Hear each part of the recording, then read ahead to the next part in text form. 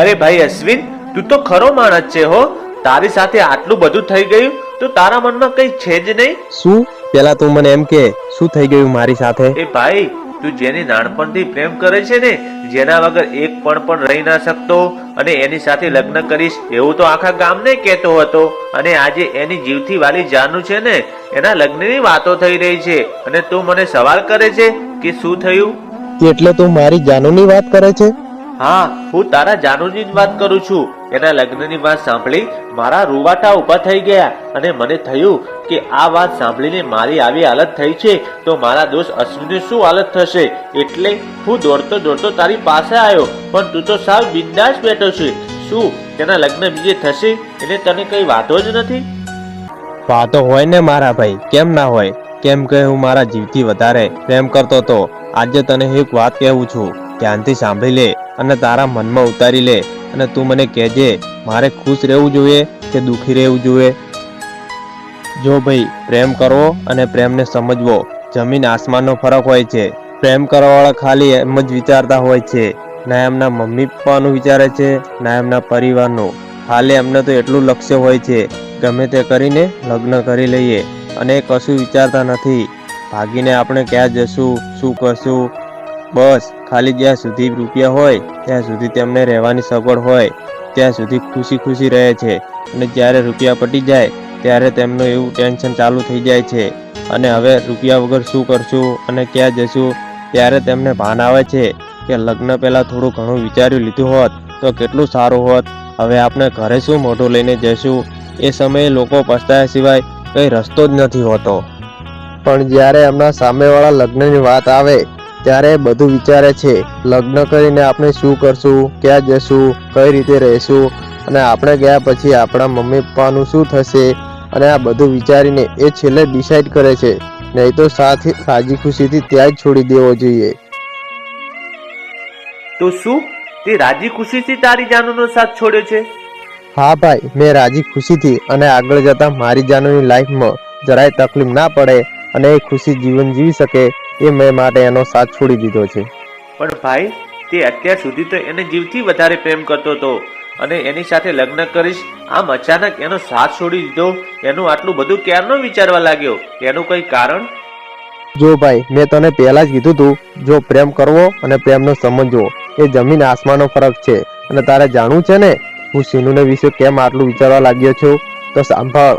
થોડા દિવસ પહેલા હું અને સિનુ એકબીજા સાથે લગ્નની વાત કરતા હતા ત્યારે.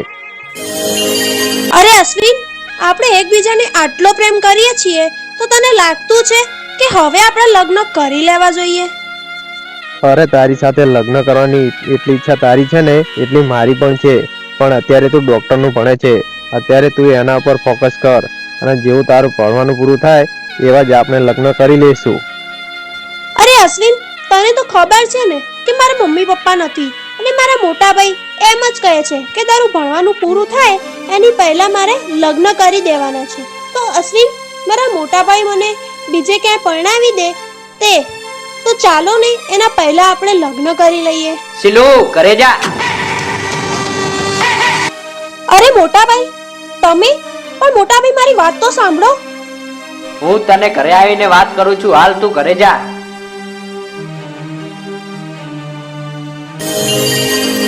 આ જ હતું કારણ સાથ છોડવાનું. વાહ ભાઈ વાહ, ખરેખર તું તો બહુ સમજદાર છે. પણ એના ભાઈએ તને 2 મહિનાનો સમય આપ્યો, તારે કઈ કરી ના બતાવાય? અરે ભાઈ, તને તો ખબર છે ને અત્યાર સુધી મેં કઈ જ કામ કર્યું છે નહીં, અને આ 2 મહિનામાં હું લાખો રૂપિયા કઈ રીતે ભેગા કરી શકું, અને ખોટો એમને દિલાસો આપું, અને 2 મહિના સુધી આ લંબાવું, અને 2 મહિના સુધી મારી જાનું મારી વાટ જોશે, અને અશ્વિન કંઈ કરશે, અને છેલ્લે મારાથી કંઈ જ ના થાય તો બસ આ જ બીકથી મેં તેમને કહી ના શક્યો અને કંઈ કરી પણ ના શક્યો. આ બધું તો ઠીક છે, તારી જાનુ તને ખૂબ જ પ્રેમ કરતી હતી, અને એકદમ કઈ રીતે રાજી થઈ ગઈ? એને રાજી કરવામાં મારો જ હાથ છે. એ તેના ભાઈની વાત માનવા રાજી નથી, અને તેના ભાઈએ મને સમજાયો. એને પણ સમજાવવાની કોશિશ કરી હતી, અને એના ભાઈની વાત સાંભળી ને મારામાં મારી જાનુનો ફોન આવ્યો. પછી એને મને મળવા બોલાયો. પછી હું મળવા ગયો. પછી શું થયું હવે તું સાંભળ.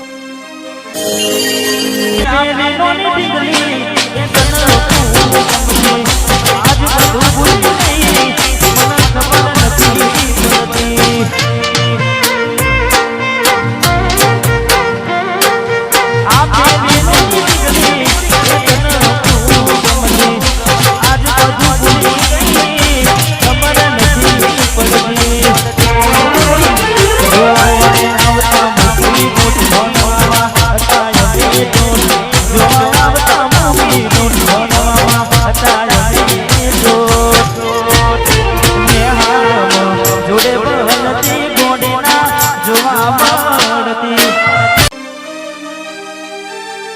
મોટા ભાઈની વાત માની લીધી અને એમને પ્રેમથી કહી પણ દીધું કે હું તમારી બેનનો સાથ છોડવા તૈયાર છું, તે એકવાર મારું વિચાર્યું કે મારું શું થશે? જો બકા, મેં તારું વિચાર્યું ના હોત ને, હું તારો સાથ ક્યારે ના છોડોત. મેં તારું વિચારીને તારો સાથ છોડ્યો છે. અને તારા ભાઈએ અત્યાર સુધી તારી પાછળ કેટલી મહેનત કરી છે, અને એમનું એક જ સપનું છે કે તને ડોક્ટર બનાવવાનો. અને મારી પરિસ્થિતિ પ્રમાણે તને એવું લાગે છે કે તું મારી સાથે લગ્ન કરીશ તો તારું સપનું પૂરું થશે? ભલે મારું સપનું પૂરું ના થાય, મને એનાથી કંઈ વાંધો નથી. બસ મારે તો તમારી સાથે જ લગ્ન કરવા છે. જો બકા, તું તારી ખોટી જીદ છોડી દે. આપણે આગળ જતા પછતાવાનો વારો આવશે, એવું કશું જ કરવું નહીં. અને તું એકવાર તારા ભાઈનું તો વિચાર. એમને જે તારા વિશે સપના જોયા છે, જો એ સપના પૂરા નહીં થાય તો તેમની શું હાલત થશે. અને મેં તારા ભાઈને વચન આપ્યું છે કે કંઈ પણ કરીને તમારી બહેનને હું સમજાવી લઈશ. અને આજે તું મારા વચનની લાજ નહીં રાખે અને મારી વાત નહીં માને? હા સારું અશ્વિન, હું આજે તમારી વાત માનું છું, પણ તું મને એક વચન આપ કે જીવનમાં મને યાદ કરીને ક્યારે નહીં રડે.